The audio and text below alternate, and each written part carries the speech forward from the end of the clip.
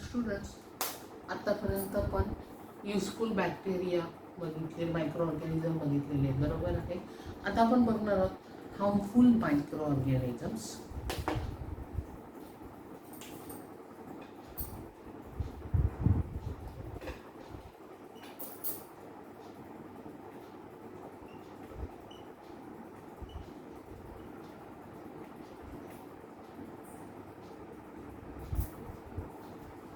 आता एक एक्झाम्पल देते.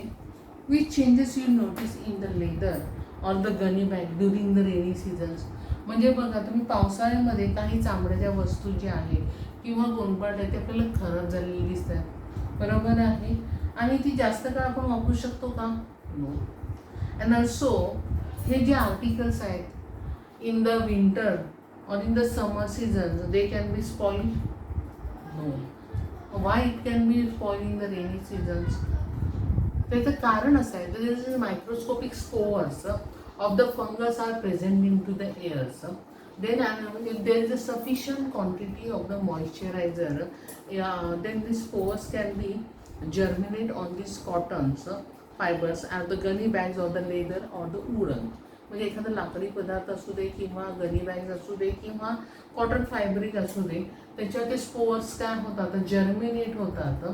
Then the fungal hyphae can be penetrately deep in to the fibres of the woodens and as a result then what can they can be obtain the nutritions and they can be reproduce there's.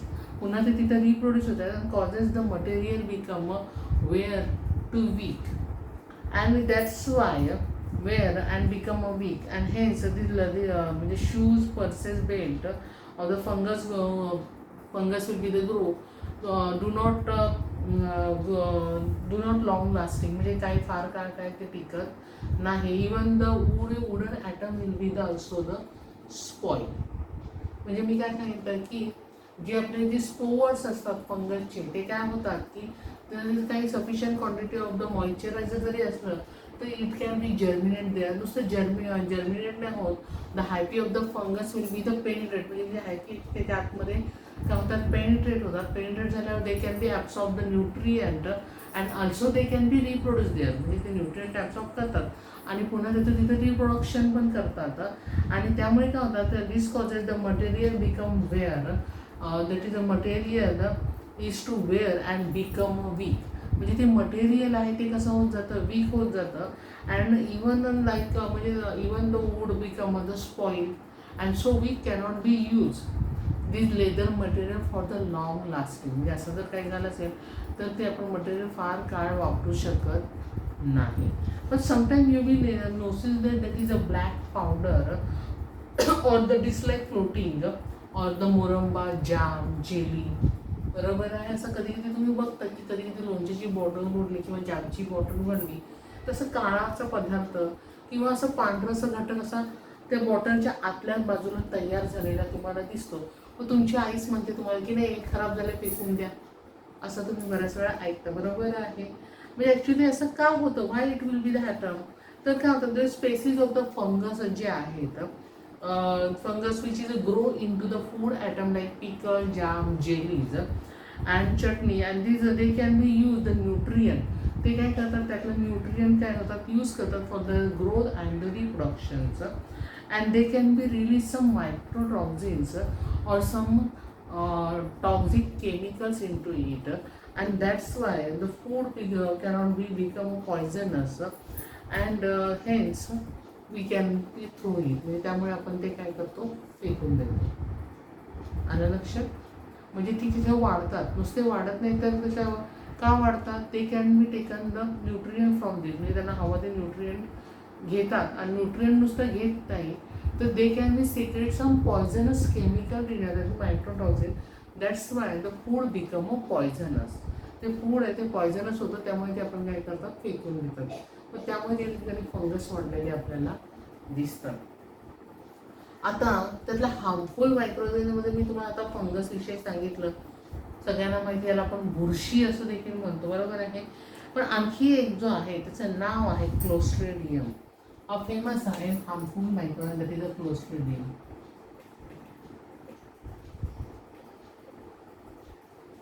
आता clostridium विषयी सांगायचं झालं तर तुम्ही बघता sometime there is a causes of the food poisoning in the fish. कधी कधी बघा लग्न समारंभात वगैरे अचानक अन्नपदार्थ खराब होतं, काही लगेच शिजवलेलं असं की लगेच ते खराब झालेलं and the food become a poison, then it can be throw away. ते लगेच उचलतं त्यांनी फेकून दिलं, मग why it become a poisonous असा कधी विचार केला जातो.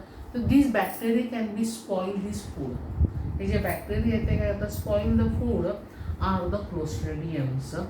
And they out of these that 100 of the species of the are the free into the soil. Some of them are will be the present into the alimentary canal of the human being and also the animals.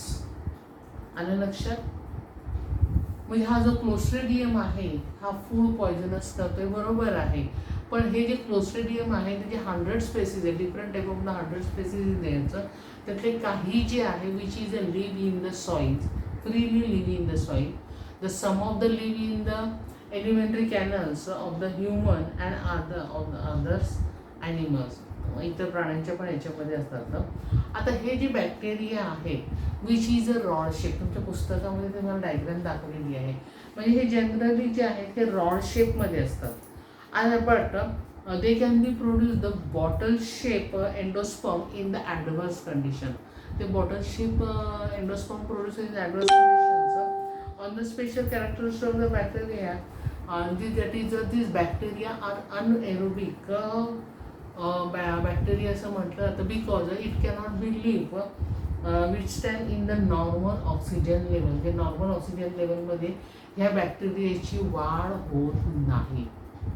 It cannot be withstand in the normal oxygen level and they grow in anaerobic conditions. That is, there is a less quantity of the water oxygen is there, then indeed it will be the grow is there. So त्यामुळे तुम्ही बऱ्याच वेळा असं आपण बघतो बघा, तुमच्या लक्षात येत असेल काही जे फूड आयटम असतात त्याची तुम्हाला एक्सपायरी डेट दिली जाते, बरोबर आहे की हे जे फूड आहे हे एक्सपायरी झाले की फेकून द्यायचं. का?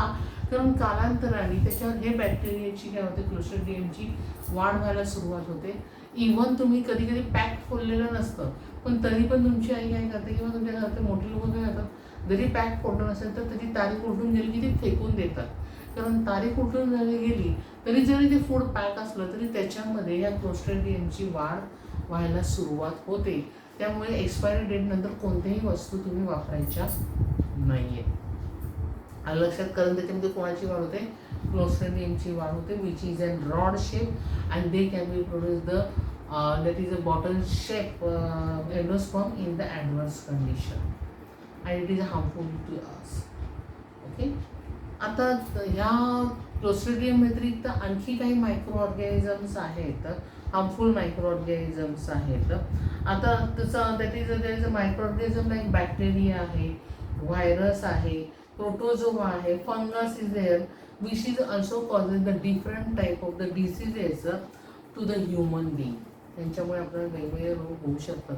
म्हणजे बॅक्टेरिया, व्हायरस, प्रोटोझोआ यांच्यापासून आहे. and these viruses are the smaller than that is a bacteria and they can be produced in the living, reproduced in the living cell.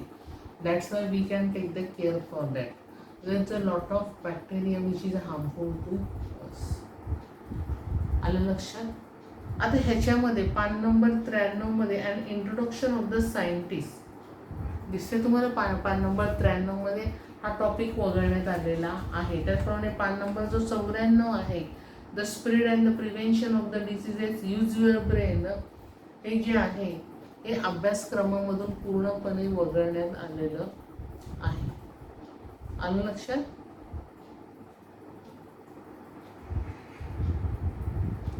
त्यामुळे हे प्रकरण तुमचं संपलेलं आहे.